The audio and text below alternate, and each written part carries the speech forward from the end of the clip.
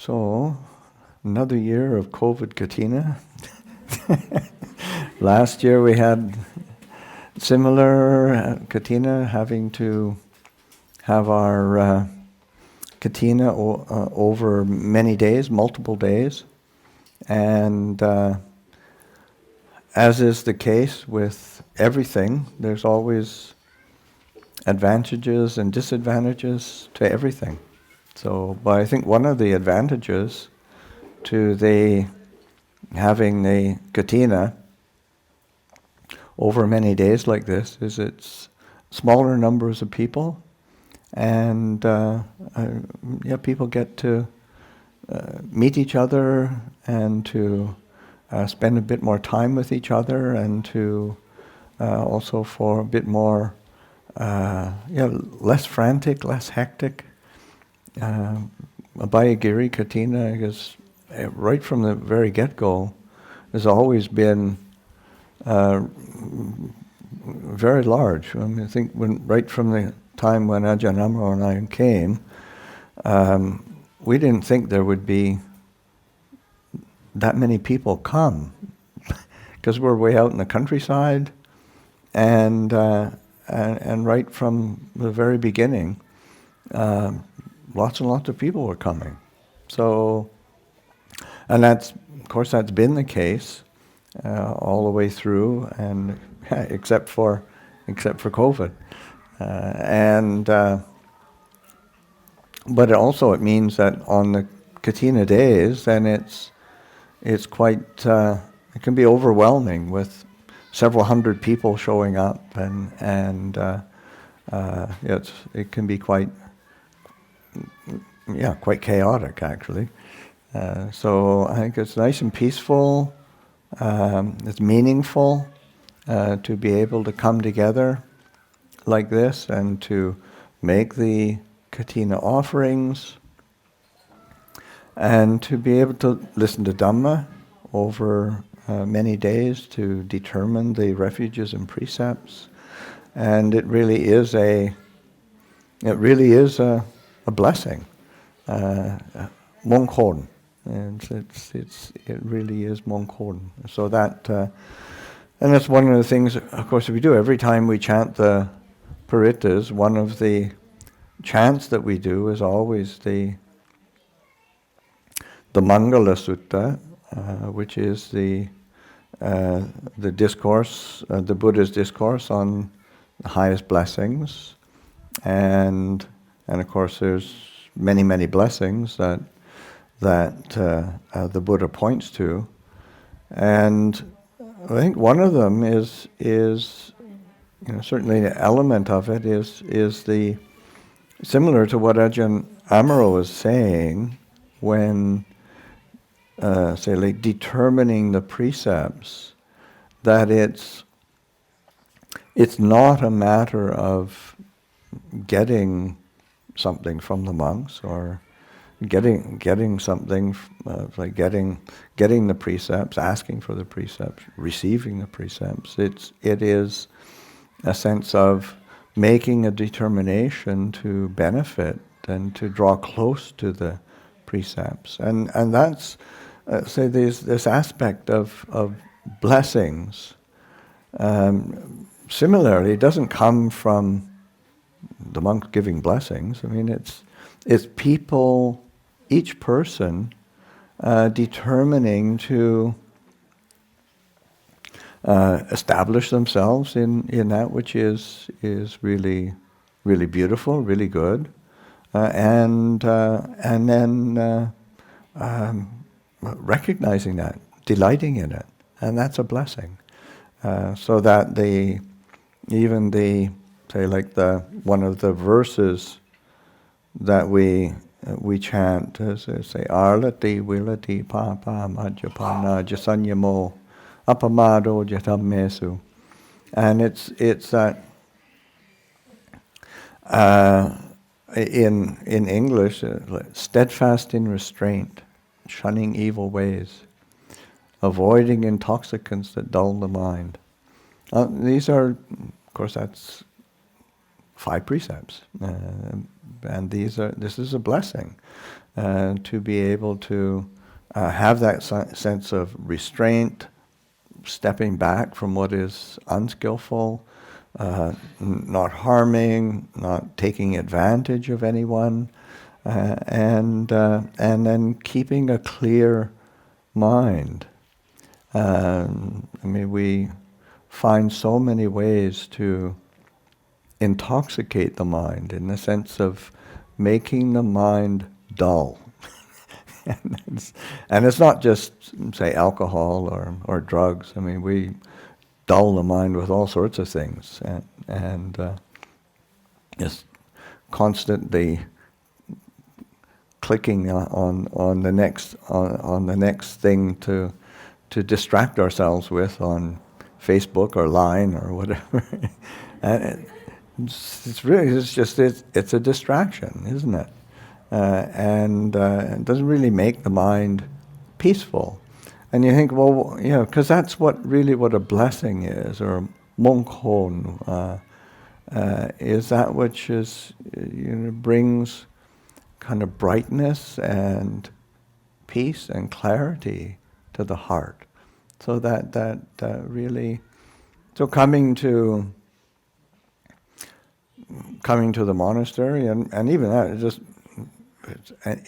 I think the monastery isn't. Yes, it is helpful to come to the monastery, but we don't have a box of blessings here either for people that we pass out. It's a reminder. We come to the monastery, remind ourselves of what is really beneficial, reminding ourselves of what is ways of living, ways of being that are actually really skillful for us as human beings.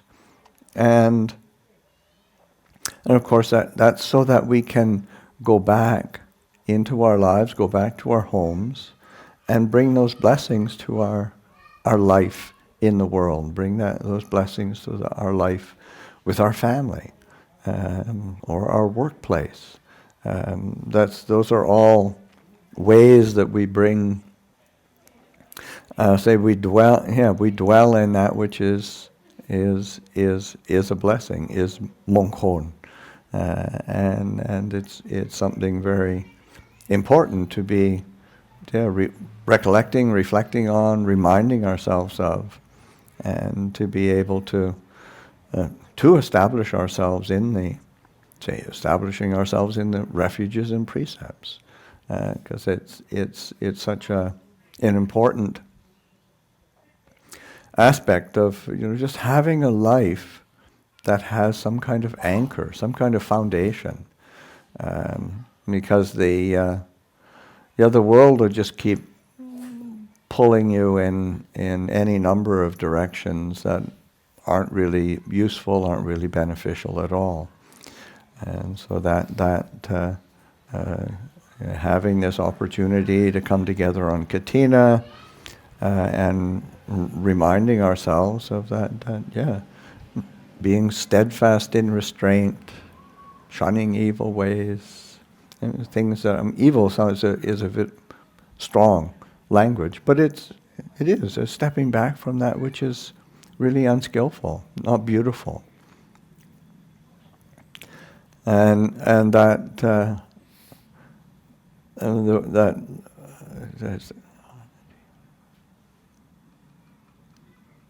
the last phrase in that verse, appamado jitam mesu, heedfulness in all things that arise. This appamada, this quality that the Buddha points to. It's actually one of the qualities that is kind of universal in terms of benefit. This heedfulness, or being very careful, circumspect. In Thai, of course, ไม่ประมาท ไม่ประมาทแล้วก็มีความรอบคอบที่ท่วมเป็นผู้มีลักษณ์ในจิตใจที่จะได้พ พิจารณาอันไหนเป็นสิ่งที่ถูกอันไหนเป็นสิ่งที่ผิดอันไหนเป็นสิ่งที่นำความเจริญให้เกิดขึ้นอันไหนเป็นสิ่งที่นำความเสื่อมให้เกิดขึ้นเรามีความไม่ประมาท So that sense of appamada, of heedfulness, of course that's how the Buddha himself actually summarized his whole teaching. It's like on his at the time of his passing away, he's on his deathbed. He's met with people. He's given his various instructions. People have asked him questions, and this is his very last words that he said that were recorded in same Pali. Vaya dhamma sankara apamadena sampadeta. So it's that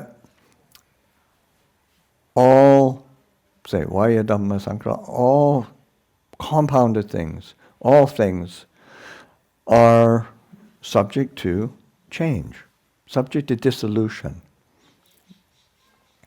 And establish yourself in kwamai pramad, in heedfulness. That's if one did that, that's enough. That's how the Buddha, 45 years of teaching, and that's how he ended his whole ministry, his whole teaching. Of course, he gave huge amounts of teachings in very various different ways, but that is the essence of it. So that learning how to be careful, to be rock-caught, to be heedful and attentive to what is a benefit and what's not a benefit. To be very sensitive to ways in which one can live that doesn't create suffering for oneself or suffering for others, that brings happiness to oneself and happiness to others. So that's that sense of appamada, because what we do has results, and that's a fundamental foundation for right view. To have sammaditthi, to have right view, is to know, to recognize, to understand that whatever we do, for good or for ill, of that I will be the heir. I receive the fruits of my actions, whether it's by body, speech, or mind. And what do I want to receive? Of course, we all we want to be happy, we want to be peaceful, we want to have a kind of life that is smooth and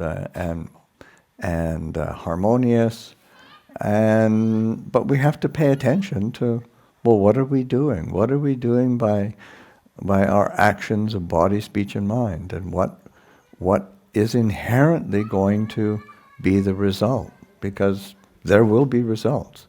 So it's a very simple reality that we have to be willing to learn from and encourage ourselves. And again, it's not that anybody else can do it, in the same way that when one determines the precepts, one is encouraging oneself to establish oneself in those principles of virtue and integrity. When one recollects the refuges, it's in order to remind ourselves that is what is a true refuge. So it's us encouraging ourselves. So that sense of and this is what is the foundation of all blessings in our life, comes through our actions. And another aspect of say the creating the say blessings or establishing oneself in what is truly mongkol is what we have reverence for. What we have reverence for, what we respect. Like the next verse in the Mangala Sutta, that after the one I just recited, is Karla vocha niva tocha santuti cha katanyuta kale na tamasavadang. So the Karla vocha niva tocha is sort of having the sense of respect or reverence, respectfulness, and being of humble ways. That sense of humility, มีความนอบน้อมถ่อมตัวไปไหนไม่ได้ยกหูชูหางนะครับ วันใดวันรู้จักถ่อมตัวซะหน่อยเป็นคนที่ไปไหนก็มีความเคารพนอบน้อมต่อสิ่งที่ดีงาม This is really beautiful. Especially in a Buddhist culture, of course, this is such a strong foundation, and to be able to keep reminding ourselves of that. And what are the things that are really, worthy of reverence, worthy of respect? What do we, and that there's an interesting teaching that the Buddha gives, where he talks about the different bases of respect, and and of course the first is and it's interesting that when the word he uses is more the teacher, but referring to himself, and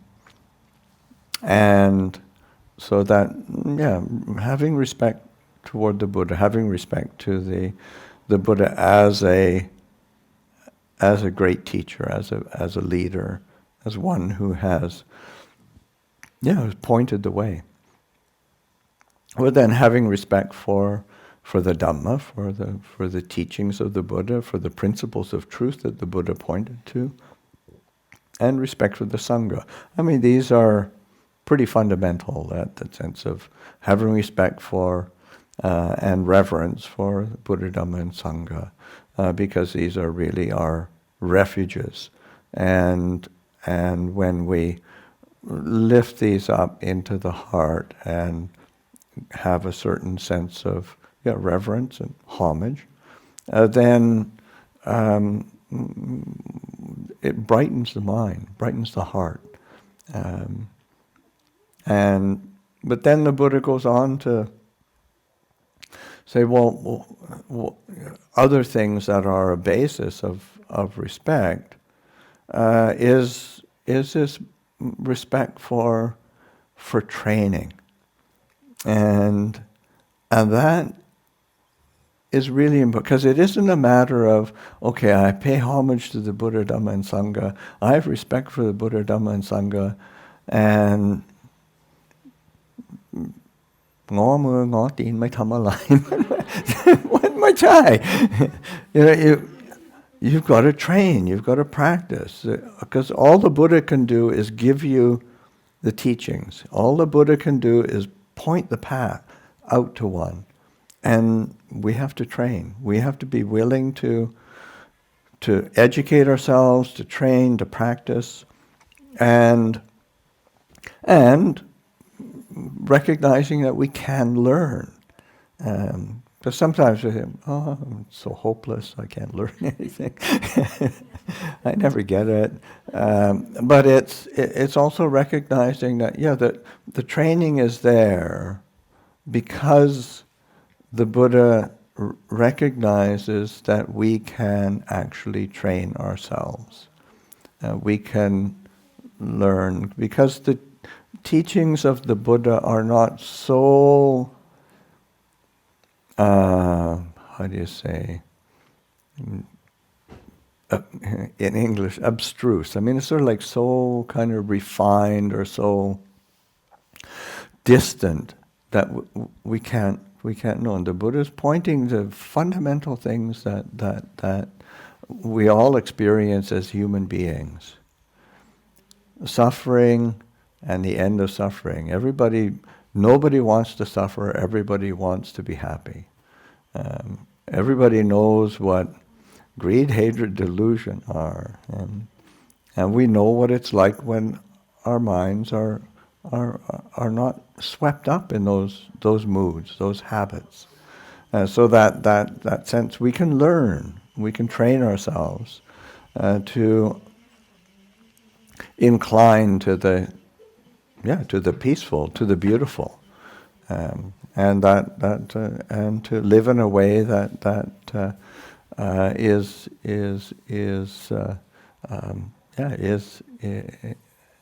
I'm just kind of like one of the words that is always used as a basis for the goal is like a noble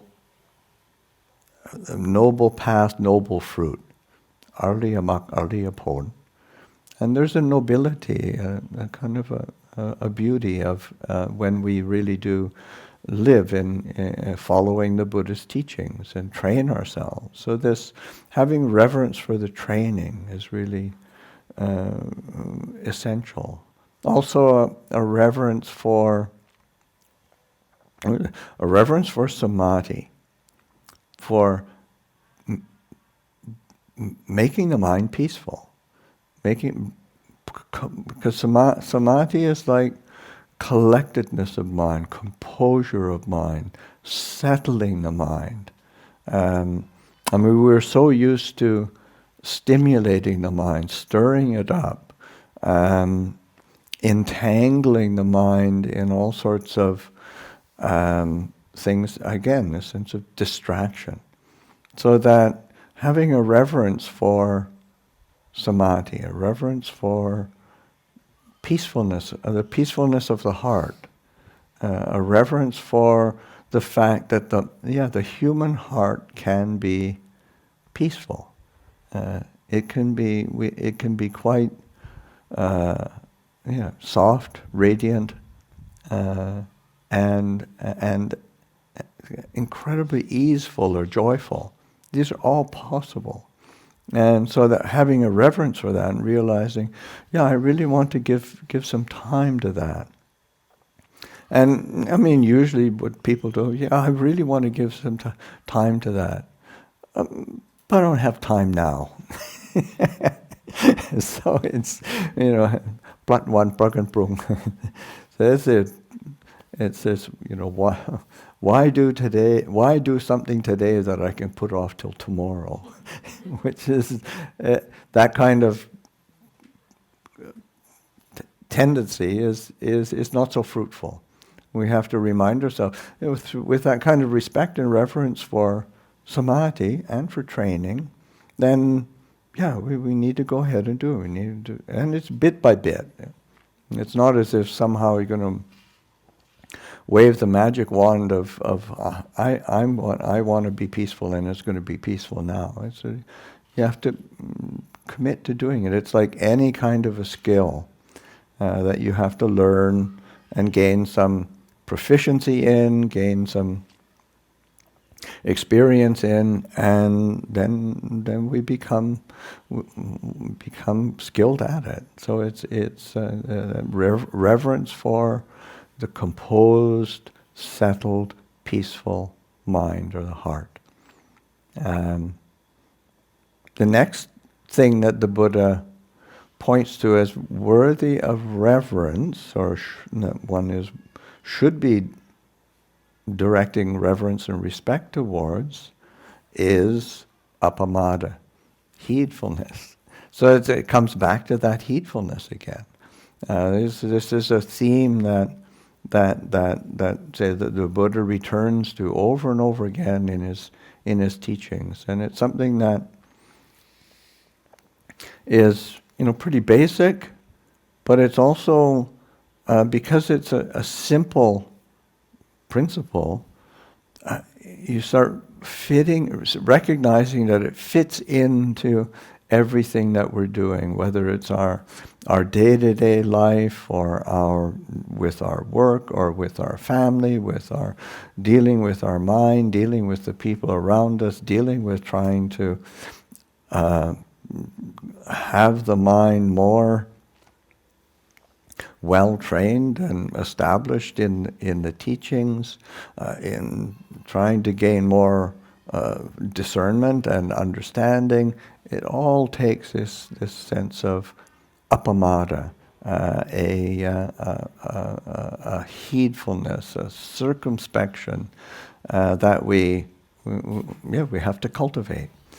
So that having respect and reverence for the appamada. And the very last thing that the Buddha points to as something worthy of respect is, and I think it's really interesting, and because he's gone through all these principles. Okay, basically the teacher or the Buddha, Dhamma, Sangha, Sikha, the training, Samadhi, the meditation, appamada, this principle of heedfulness, and the very last one is reverence for hospitality. That sense of looking after each other and caring for visitors, caring for guests, looking after, having a sense of welcoming. And so whether it's as say within a family or within a public situation or say here at a monastery, that sense of hospitality, welcoming, and particularly say like at a monastery, like at a Bayagiri, it's kind of one, of course, as say a resident community welcoming people to come in, but then also people who are here. I mean, it's on a certain level, it's kind of a big family, and to welcome each other, to look after each other, care for each other, a sense of hospitality, and and looking out for each other, and being willing to care for and make sure that people feel comfortable, and on a certain level, it is. I mean, it's up to each person to create their level of comfort, but the sense of just being of a welcoming nature, so that you can, when you meet somebody, you can